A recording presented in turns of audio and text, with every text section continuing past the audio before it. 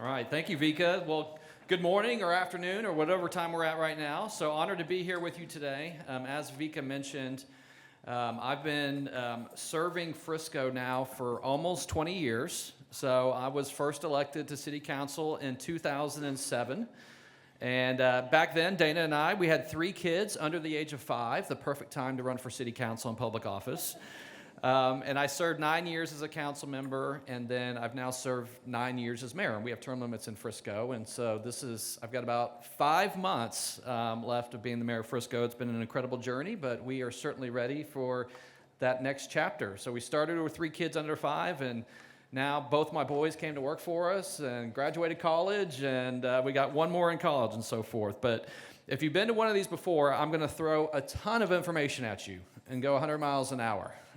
But if you see a slide that you have a question, I get tired of hearing my own voice at times, feel free to kind of throw your hand up and shout at me a question that you have. And then we'll leave some time at the end if you got some further questions that we didn't cover. This is what we love to call our brag page. I always joke in Frisco that we play to win. You know, we're known as Sports City USA. And if a publication is going to do a top 10 list, Frisco is usually on it for the top 10 list. But if they don't put us number 1, then we don't even mention them. We got lots of 2s and 3s and 4s, but unless we're number 1, we don't even care what they say. Every single year we do what we call a progress in motion list. You know, we're always looking for continuous improvement as a city. And you'll kind of hear some of these themes woven through the slides. This was this year's. We just established these the last couple of weeks as far as priorities about how we're going to continue to evolve and change as a city, but there's big things happening this year. Here's kind of our current stats right now. You know, Frisco's, 70 square miles. We're kind of getting close to build out. We'll go over 250,000 residents this year. And then we'll start seeing some more of our commercial development coming in. And then just some of our statistics. That median family income, this is a new statistics that we put on here because we're seeing a lot of kind of multi-gen households now. Households like mine, where kids are coming back home from college and starting to work. So it's interesting that the household income is that much higher than actually kind of the median income. This is just some kind of taxable values and some kind of a brag page that we have as far as how we do some business relocation. I know all the realtors will love this. So this is our top 10 neighborhoods from a permit perspective. You can see where it's developing out as a city. Of course, Lexington, in the east side of Frisco, and of course you got everything that's happening in Fields right now, which is building out remarkably fast. And these are our top 10 builders that we've had. You know, Land & Homes has made a career out of Frisco, Texas. They've been kind of our top builder for a long time, building all over, and of course they're building out all of Fields, they're building out Lexington. But those are our top 10 builders that we have. And this is interesting. I haven't shared this before. So what's happening a lot in Frisco is now we're starting to see waves of redevelopment and people that are staying longer in their homes. They're reinvesting in their homes. But this is actually improvement permits. And these numbers are substantially higher than what we've seen in prior years. So that's a new trend that we see. Of course, Frisco Lakes is the top. I think that's the over 55 community, and I think every time someone buys a house, they put a backyard arbor in and a back patio, and now you're starting to see waves of people come in and kind of redevelop some of those older homes. Another one that I'd point out on there, you look at neighborhoods like the Trails of Frisco and Plantation Resort.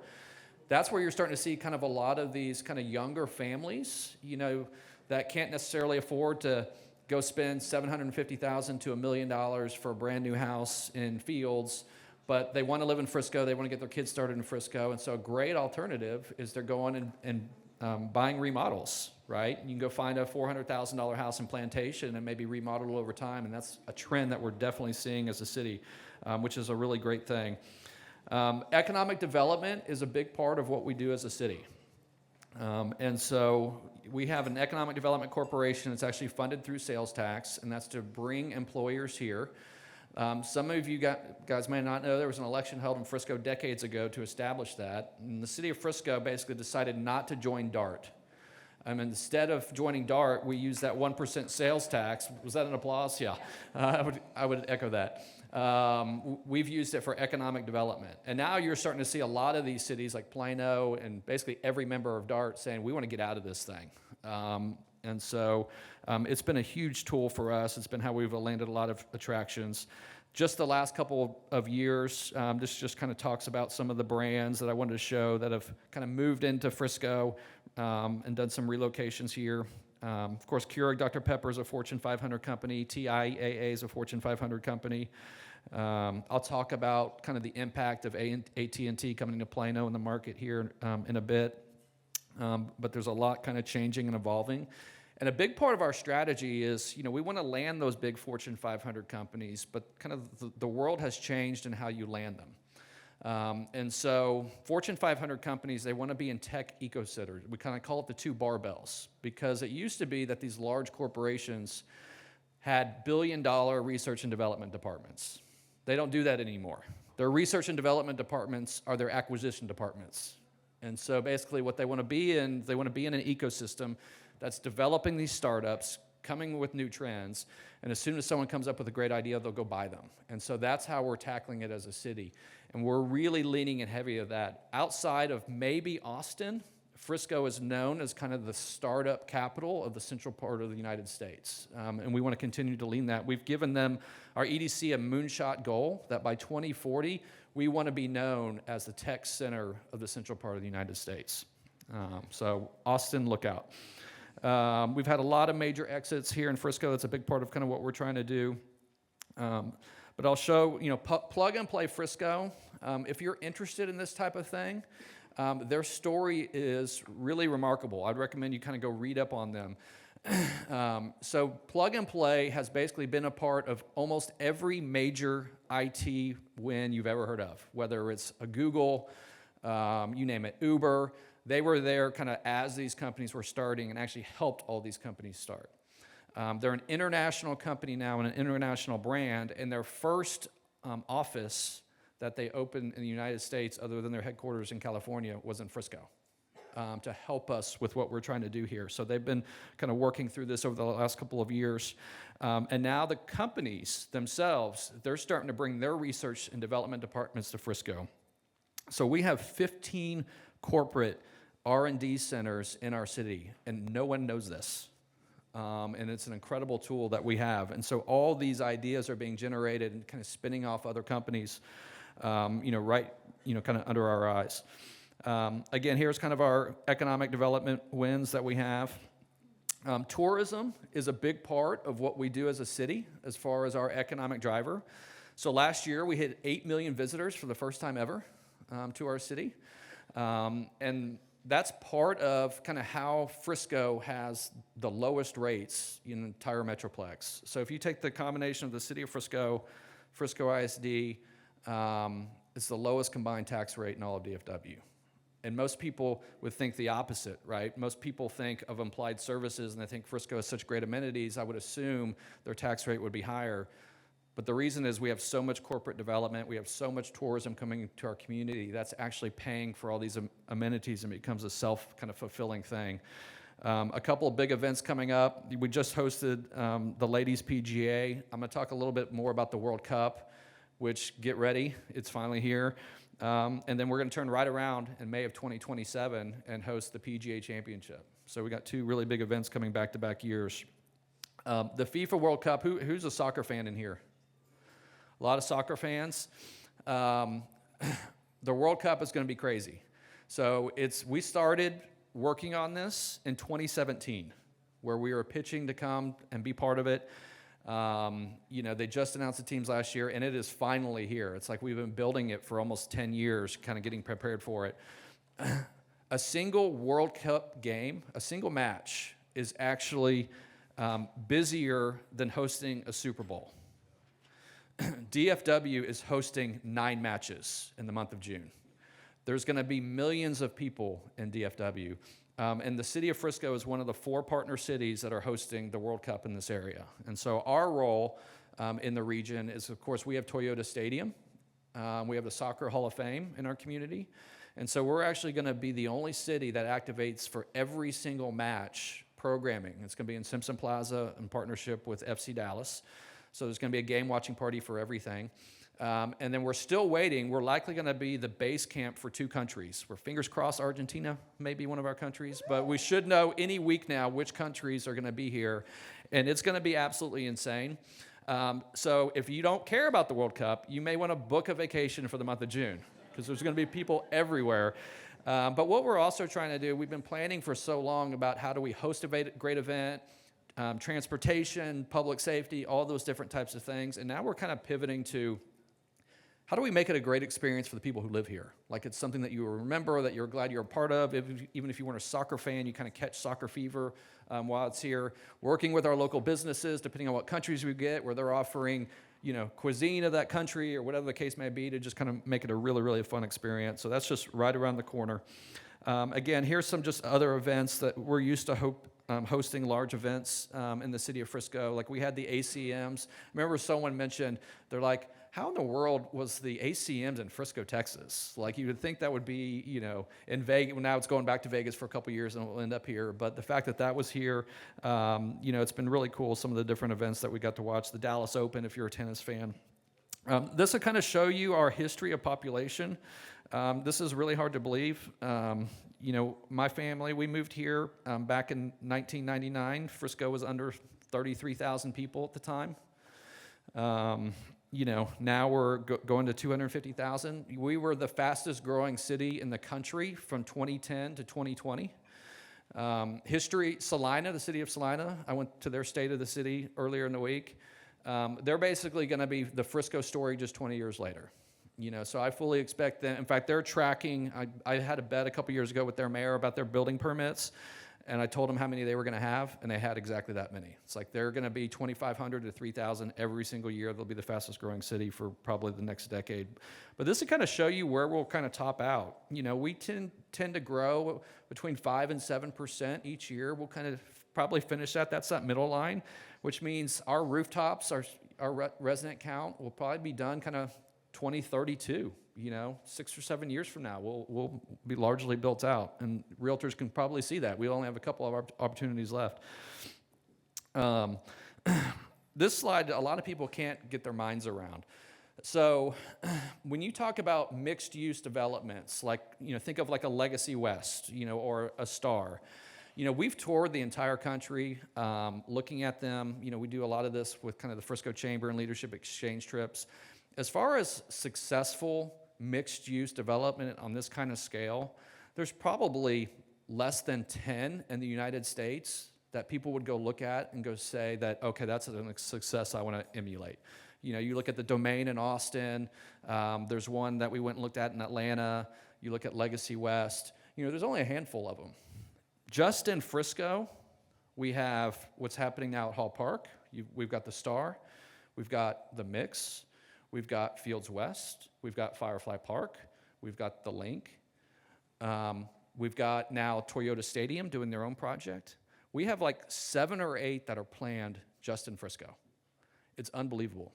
And so how these activate, what other cities, in my opinion, haven't figured out, is that you have to tie in the tourist component to make these really work, to keep them driving and going. And so if you look at the ones that have been successful in Frisco, down south, you've got Stonebrook Mall, you've got IKEA, you've got Comerica Center, you've got the ballpark, you've got multiple convention centers that we've built, you've got the Star, so you got Kaleidoscope Park. So all those different engines that are bringing people for different reasons kind of keep the engine going, kind of each one of those ecosystems.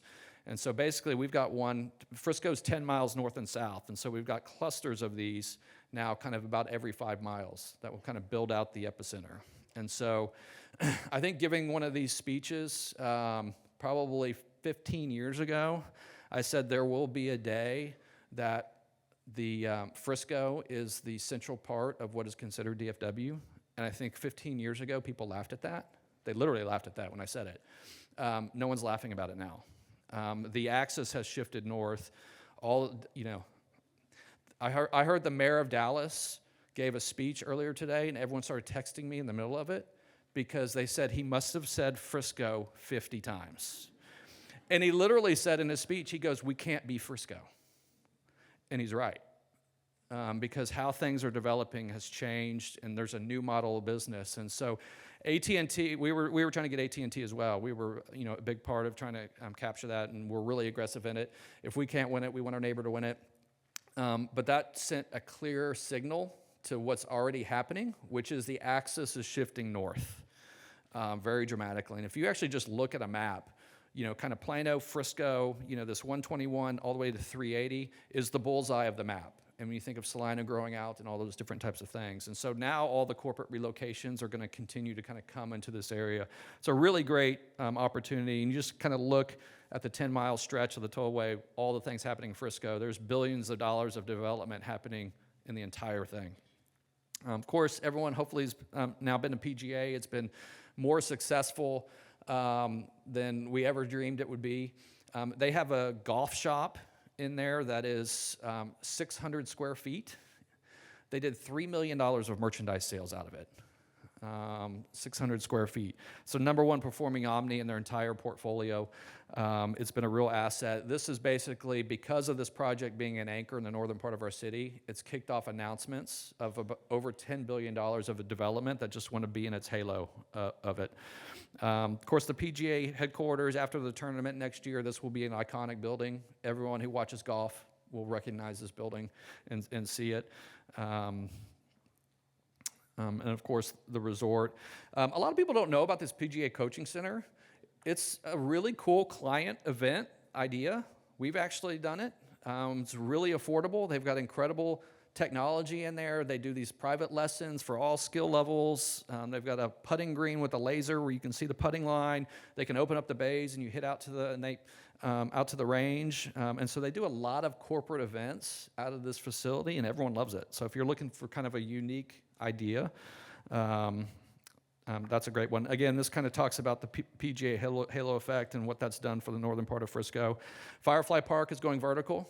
So what makes Firefly Park unique is it has a 45-acre park that runs through the middle of it. And so and they're going to turn kind of the restaurants on a boardwalk. And so that is going to deliver probably early 2027. They're already leasing projects. And so kind of the first phase is going to be a hotel. They're going to have a high-rise residential. It's going to be townhomes. But then they're going to have the retail district and office that's going in there as well. This kind of shows just some rendering updates, kind of showing that one under construction. And again, this is kind of some of the vision. And that's kind of a look at the park and how that's going to be integrated into the development. They're going to have a wedding chapel in the park as well. So it's going to be really, really cool development. And then again, of course, Fields. I think Brookside is the fastest selling neighborhood in Frisco's history by a pretty significant margin. It's like they opened it and it sold. I know a lot of y'all probably sold homes in there. Of course, you got the Preserve. There's a couple builders in here from the Preserve that I saw. They're walking around. I'm sure they'd love to sell you a home today. And then Fields West. So this is the developer of Fields, Femi Carahan. He calls this, he did Legacy West. He calls this the younger, prettier sister. That's his words, not mine. So basically, he's already sold Legacy West, so he doesn't even own it anymore. So now he wants to beat Legacy West with his own project. And so it's actually going to be, so Windrose Avenue, which runs through Legacy West, I think is like 2,000 feet. This one, kind of the version of Windrose Avenue is 2,500 feet. And what they say, I'm an open space person. Like, we actually have a commercial open space ordinance. It's required to put a park in every commercial development ever since I was mayor. So it's always been a passion of mine. And I always told him, when he toured me Legacy West and showed it to him, I was like, the only thing you got wrong with this development is you didn't put any open space in it. And so in this project, he actually agreed with me. In this project, they're actually putting open space in it. It's going to have a large pond and a park that kind of terminates with a stage that they can do concerts on the lawn and everything. So a lot of people love this. This is already the announced tenant list. So they just started going vertical, and they've already signed 80% of the available leases in this project.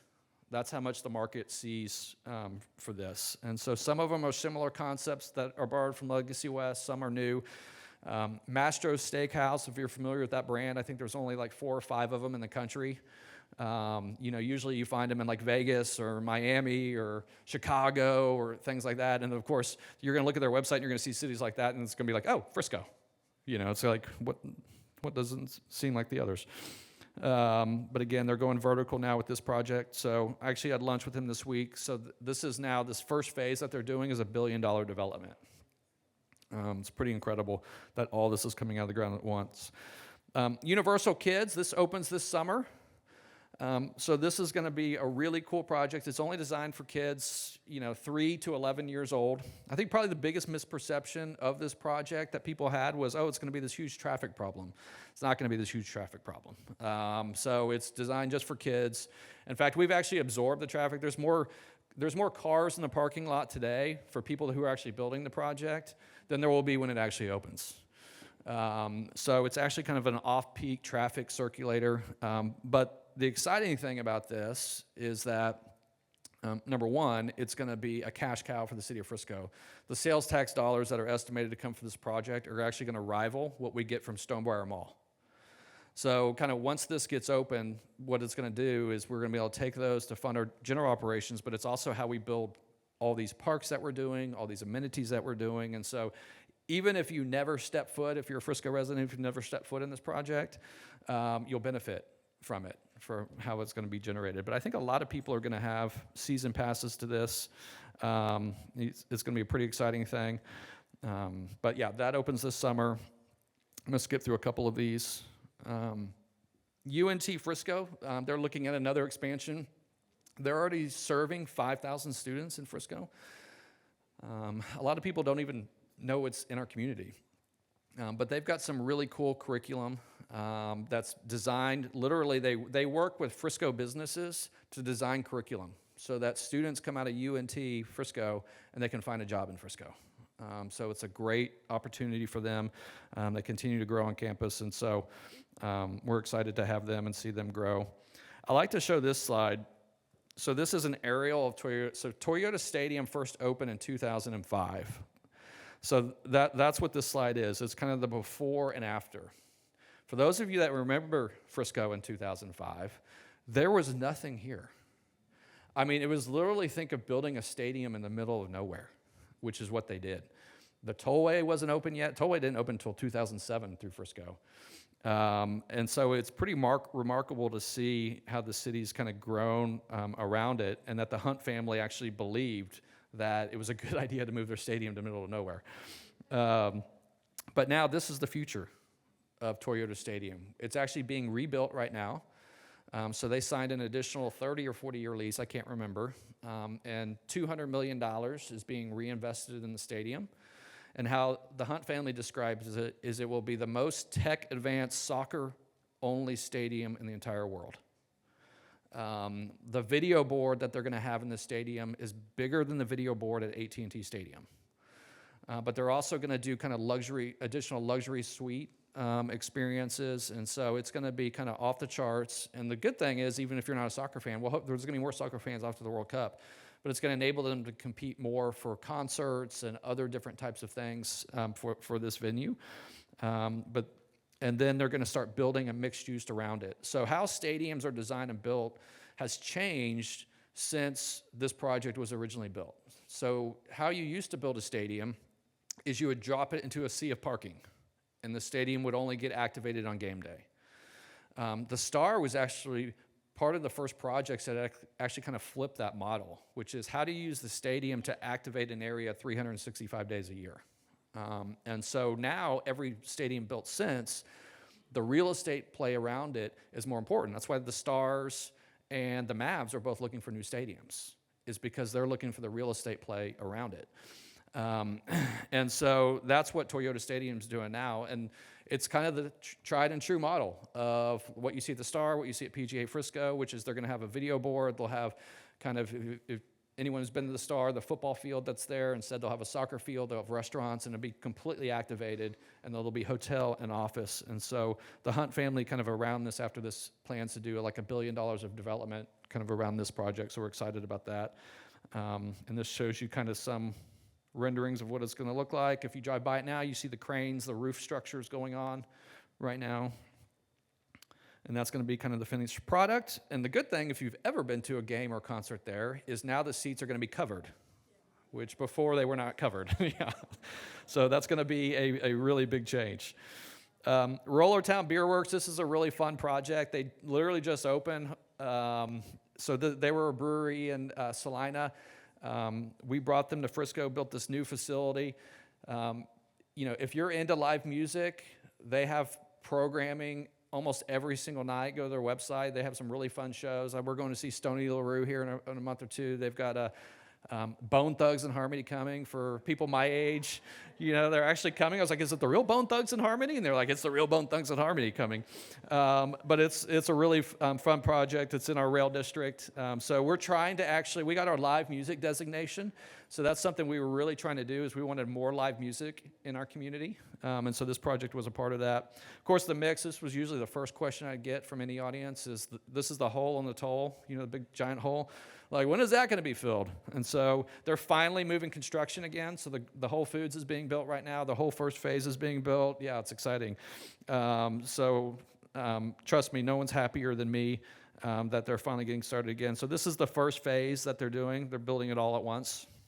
So to have the Whole Foods, there's going to be some really, really high-end multifamily there and some office and medical, and then they'll have a giant park in the middle of that.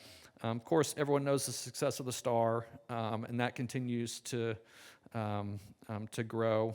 I'm just going to kind of skip through a couple of these. TIAA, another Fortune 500 company, they just moved in July into their building. They've been really great partners with the city of Frisco. And here's a couple of the brands that have moved into the Star. And a lot of these have actually come from California. We love stealing companies from California. It's really easy to do it.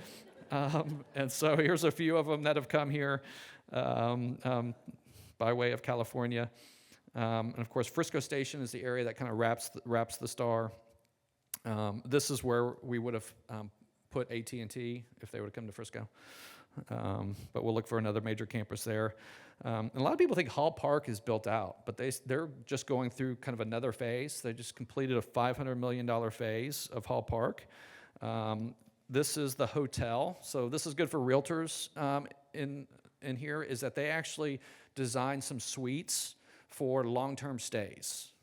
So it's like if you've got a client that you got a 30-day buffer, like they got to be out of their house, new one's not going to be ready for 30 days, this is a really great option for them. And so they designed that for that executive or those people in between moves, or they've got an insurance work on their house and need something for 3 months. A lot of people are using this as a really, really cool option. And again, this is another office tower. We actually just moved our Economic Development Corporation and our Visit Frisco team, to this tower. It's leasing out right now. If you haven't been to Kaleidoscope Park, it's kind of like a Clyde Warren Star Park. It's in Hall Park, and it's programmed like 200 days a year. So there's events happening, and if you're on their calendar there. It has a Janet Eckelman, I didn't know what that was, sculpture, until I started researching it. She's world-renowned. There's only like a dozen of these installs in the entire world, but it's beautiful. Suspended structure. Again, but you can get on their distribution list for events. Really, really great things happening there. Our office. So this project was interesting, Southstone Yards. And so this is the future of commercial construction, which is building it out of wood. And that actually sounds really counterintuitive, but it's called a mass timber, and it's kind of the latest trend. And so it actually has the same fire rating as concrete does, but it has such more kind of ecological benefits. It's just a beautiful building. You don't have like the concrete pillars. You got wood pillars, beautiful roofs. It has, gets more, for those into it, like better air quality scores, and there's a lot of health benefits to those things. And so this was the largest mass timber building built to date in the state of Texas. Toyota Financial loved the building so much that they leased the entire thing. They didn't come ask for an economic incentive. They didn't do anything. They're like, we'll take it. And so now they're starting another one. And we're going to have probably 3 or 4 of these, built in the future in different areas of developments. But you'll start hearing kind of more and more of this trend as far as commercial going towards this mass timber product. So this was a really huge success story that people are kind of looking at. Our rail district is going under a redevelopment right now. We're kind of at the fourth quarter of that. It's been a challenging project. And really, this is some of the old pictures. If you've been, I know Eric, of course, lives down there, but a lot of people that drive through there forget what it used to be like. It had on-street parking, making it very difficult to kind of navigate that area. It had a center median. The sidewalks were too small. It had overhead power lines. It was really ugly, honestly. And so, the city decided, you know what, we need a complete facelift of this. And so essentially we took out that on-street parking. We've widened the sidewalks. We're beautifying it. We've buried the power lines. We're turning, here's kind of the overall plan of what's happening. We closed 4th Street permanently. We're turning it into a plaza so we can kind of have a square concept. The road is now done. We're still doing some of the beautification of it. So you're going to see some planters come in, more street lights, all those different types of things. This plaza will be done in time for the World Cup. That's kind of a joke. It's like everything has to be done in time for the World Cup. So we'll have a ribbon cutting on this probably May. And then this will be programmed again. And so that's kind of a big part of our Play Frisco strategy is whether you're at Kaleidoscope Park, Simpson Plaza, the Rail District, even our new Northwest Community Park that I'll talk about, is the programming elements. And so if you live in our community, there's like too much stuff to do. Like you could look at a calendar and say, which items are we going to do, what we're excited about. But kind of our goal is we love when people say, I'd never have to leave my Frisco bubble. There's always, I start shaking a little bit if I leave my Frisco bubble. But this is the garage that's going to be completed. This is the stage that's going in. Again, we'll have live music and other different types of things. So we're really excited about kind of the progress of what's happening here. Kind of all in all, the city will end up investing, kind of over $100 million. This is the renderings of what after the final product will look like.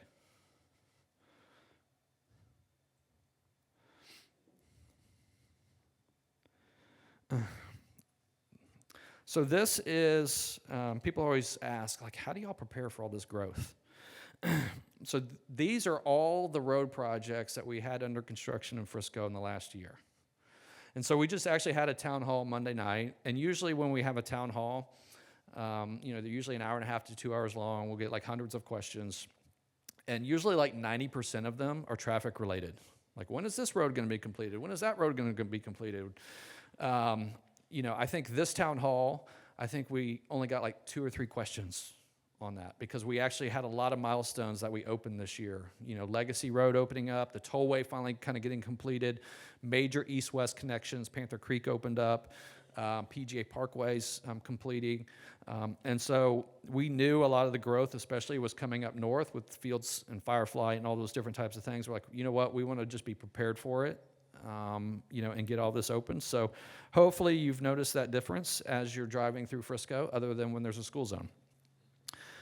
This park is under construction. So essentially, this is next to the PGA golf course, and it kind of backs up to Brookside in Frisco. And so this is a nearly $50 million park expansion. It'll open this summer as well. This is kind of our first regional park that isn't just sports fields. So it's really kind of nature-driven, and I'll kind of show you. Here's the trail network. So it's going to be kind of a hike and bike trail through the woods that's being designed. We actually have trail experts coming to design. Actually, we'll have an observation deck with a ramp. So if you're really a cyclist, you can gather speed and kind of do all these different trails. We'll be able to actually, this was one of my asks, was to be able to actually host a 5K race in here. And so they actually have a 5K loop. So you can do that if you have a charitable organization. You don't have to close roads or anything like that. It can be just hosted, in here. But there's going to be a lot of other elements as well. So it's actually going to have like oh, I can't go back, a top bike track. It's going to have an event lawn that's going to be programmed, dog park, but it's really just kind of designed for, to have a park that you can just go, enjoy nature and kind of escape. Grand Park is finally getting started. We joke this was the urban legend of Frisco. In fact, funny story is that part of what motivated me to run for city council back in 2007 is I read an article about the vision for this project, and I was like, you know what, I want to go work on that. I've got 3 kids under the age of 5, and I want to go help design this park so my kids can play in it. Now we designed it for my grandkids to play in. But in my opinion, 10, 15 years from now, regardless of all the great things in Frisco, this park is what we'll be best known for. This is our prime real estate. It's literally at Cotton Gin in the Tollway. It's the heart of Frisco. It's some of our most valuable real estate in the entire city, and we're dedicating it to be a 1,000-acre park. So that's the total acreage is actually larger than Central Park in New York. The trail networks from here, this doesn't even show the whole extent of it, will actually connect essentially to all 4 corners of the community. You can rent a bike here, take your bike here. You can ride to Lake Louisville. You can ride all the way to the PGA. You can get to the Star. You can get to the rail district. But we are actually breaking ground on phase 1 of this park in March. And so it's finally happening. So yeah, we're super excited about that. This kind of shows you phase 1. It's hard to kind of grasp the scale of this, but it's a really large phase 1 of the park. It's going to have, we're building a lake in it, so you'll be able to do paddle boards and other different kinds of water sports. And there's going to be, again, a children's play area and park. And so we're starting already work on designing phase 2, but this part of it's already breaking ground on it. This is probably one of Frisco's biggest untold stories. Is Frisco has been designed to be a cycling community. So we actually have a trail master plan that not only connects everywhere in the city, it connects all to the regional trail network. Like one of our assistant city managers is an avid cyclist, and he gets on the Frisco trails, and he gets all the way to Richardson and comes back. And so how we design, I wish we would have been able, we're going back in the southern part of the city to execute this over time as redevelopment happens, but how we designed the northern part of our city is we actually designed our trails before we designed the roads. And so what that means is we found every below grade crossing that we could find. And so like if you look at just the fields area, you can get from Hollyhock through the fields to UNT Frisco, if you've got a student there, on a bike and never cross a street. In fact, if you had a student at UNT Frisco, it'd actually be faster for them to ride their bike to campus than it would be for them to drive a car to campus. And so kind of that walkability lifestyle is what we've been designing. Here's some major trail connections that we're making this year. And so like if you have a client that's an avid cyclist, they should probably be considering Frisco because they would really see that as a value proposition. And that's all I've got today. So a lot of stuff going on. I'd love if we've got time for questions. I don't know what's our schedule looking like. Thank you. Yes, sir.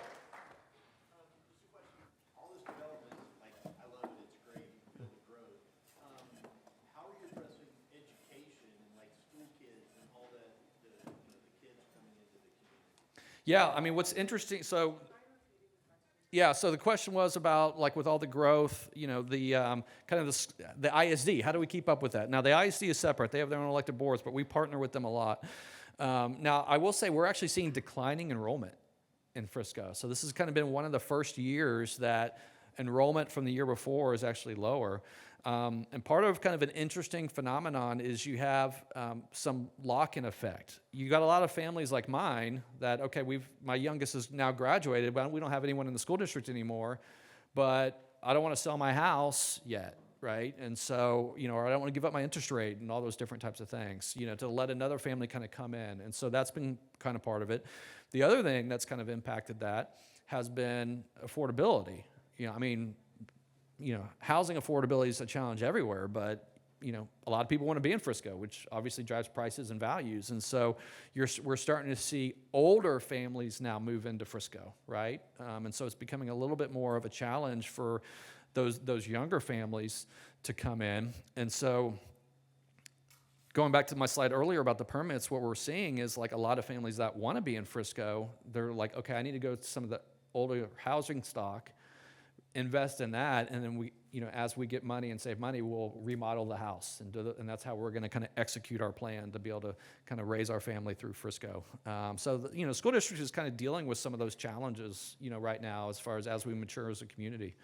But the challenge that we dealt with forever is how do we keep up, right? We were like building schools every single year. I mean, it was unbelievable how many schools we were opening. Now it's like, okay, how do we manage a plan of declining enrollment? So, yes, sir. What was the biggest challenge at Grand Park? So, Frisco's dirty little secret is we used to have a battery recycling plant in our city. It was called Exide. So this was back, probably 10, 15 years ago now.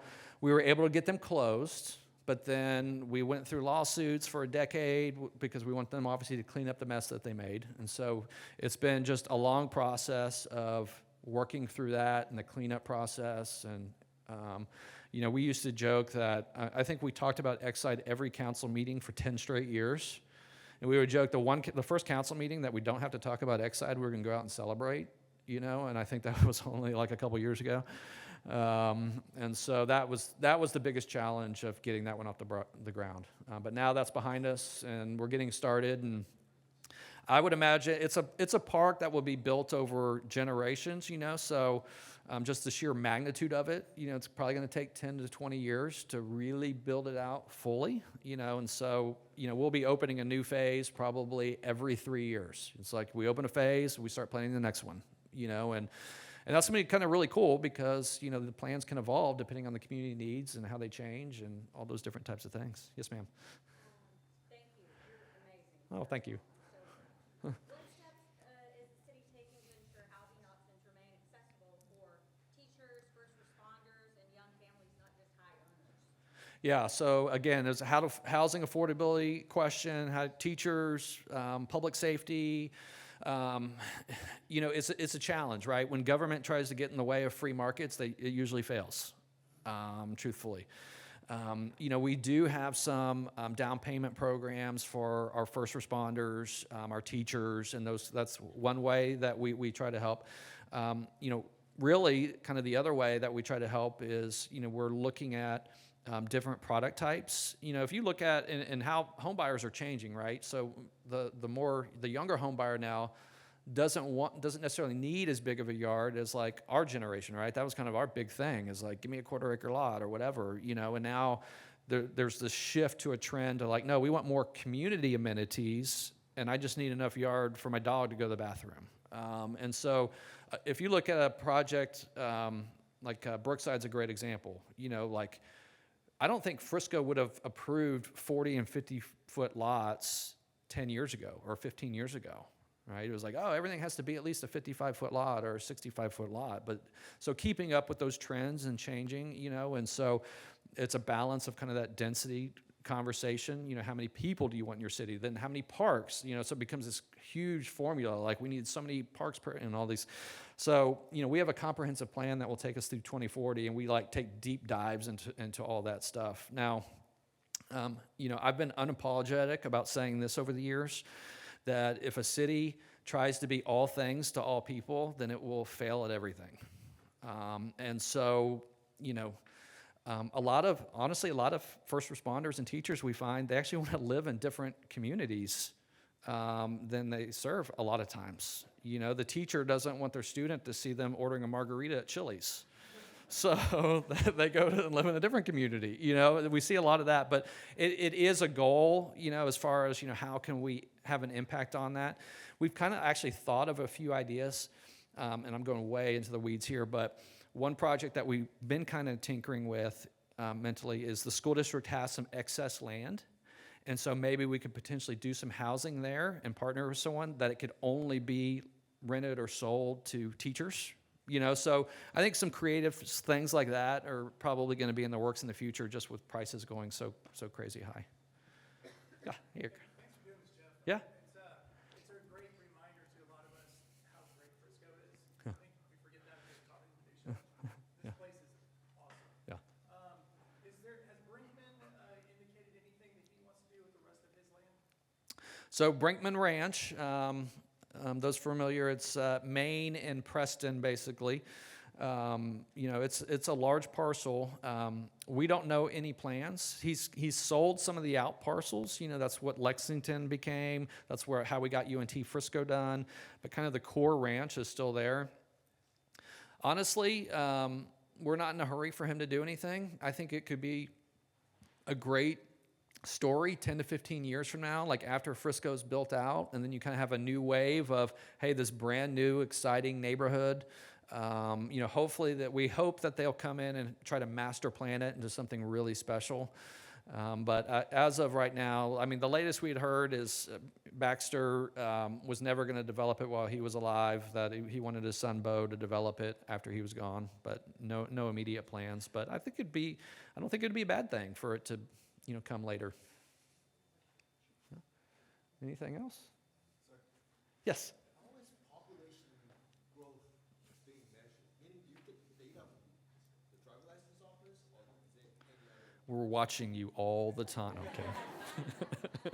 Okay. We estimate. So, every 10 years we actually do an official census.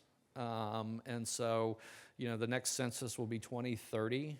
But we've got kind of tools and analytics that, based on housing permits and average residents per address and those different types of things. But it's an estimate and not an exact number. That's why I may fudge it and make sure that we hit 250,000 before I'm done with office.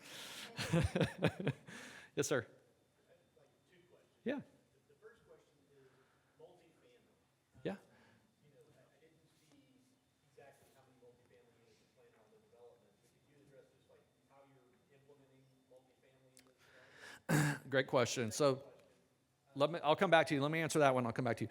But the question was about multifamily and how we address that. So a lot of people don't know that at one point Frisco was zoned to have over 80,000 apartments, which is hard to even imagine. I think right now, we have like 10,000 or something like that. So what happened in the 1980s was we probably didn't have a very sophisticated city council, and someone came and told these farmers that, hey, if you go through a rezoning and get multifamily entitlements, it makes your ranch worth a whole lot more money. So they all did that. And then they all got approved. And then, back in probably 25 years ago, someone finally did the math and was like, we've got a problem. And so it's been a 2-decade fight to kind of remove some of that entitlements. Unfortunately, we couldn't remove it all. How we look at multifamily, we have really high building standards in Frisco. We have some of the highest building standards, and so that is only going to bring a certain level of product. But we believe our multifamily should be along what we call our urban spine, which is basically the Dallas North Tollway, 121, 380, in mixed-use developments. We require everything to be garage parked. They're kind of known as like Texas wrap products, to help try to create these 18-hour districts, right? So like where multifamily thrives is places like Hall Park and the Star and Firefly Park, where people can walk to a lot of the amenities that it serves, and then you're starting to create these little micro neighborhoods, so if you're going to open a restaurant, or a coffee shop, you've got these built-in daily customers kind of in your own little ecosystem. And so that's been kind of our methodology. Now, we've done a lot of data and studies as far as what the appropriate counts are. We were kind of the first city to actually do the math on what works and what doesn't work. And so that's part of our really detailed comprehensive plan. And some people's eyes will glaze over on this and some will be fascinated by it. But I actually came up with the formula because I'm a math nerd. And so we've implemented it. And so essentially in what we consider our kind of urban spine, the calculation, if you have 100 tract development and we think it's right for multifamily, you can take 30% of that and then you can do 55 units per acre. And that's kind of the simple math as far as kind of what works and how you create these ecosystems, and it controls some of that density to an appropriate level.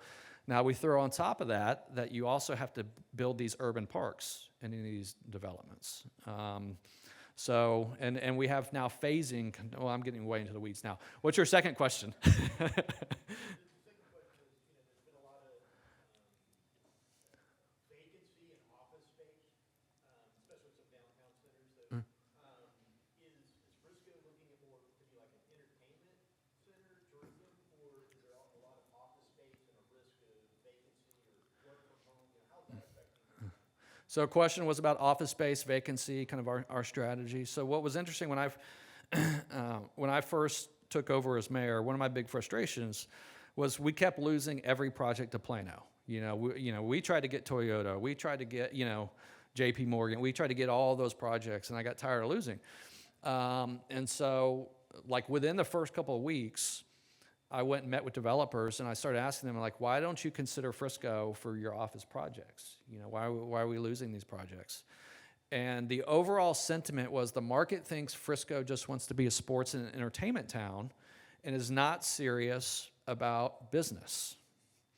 And so, okay, I got to figure out how to shift that narrative really fast. And then I got really lucky, which was Amazon decided to do a public announcement that they were going to build an HQ2.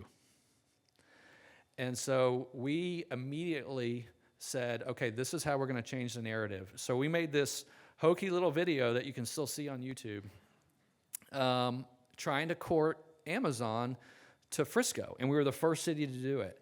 And it went viral. Like, I became the most interviewed mayor in the country. I did interviews for CNN, for Fox. We were like the cute little engine that could story. And so we got tens of millions of dollars of publicity out of a video we spent like $500 on. But what it did is it immediately changed the narrative that we're open for business, we're serious about large corporate relocations, and that's part of how we landed our first Fortune 500 company, Keurig Dr. Pepper, our second in TIAA, and how we're shortlisted for almost every single major relocation that's in the market. If they're looking anywhere in the United States, Frisco's on their list that they're coming to check out. And so, yes, we are very serious about corporate attraction. Now, tourism is still a big piece, so we haven't kind of lost sight of that as well as being a part of kind of the engine that keeps it going. But when we do a tourist project, this is important to note, is any project that we look at that's a tourist destination project, we first ask the question, will our residents enjoy this project? Like, will they get value out of it? And so, Universal Kids, one day I'll be taking grandkids there, being able to, go to a concert at Toyota Stadium, and be home in 5 minutes, I got to, see the Dallas Open at the Star, all these different types of things are really cool experiences about living in the city of Frisco. So, yeah, it's all a big part of the giant puzzle. Good questions. What else you got? Anything? No? All right. Well, thank you all for having me. Enjoyed it.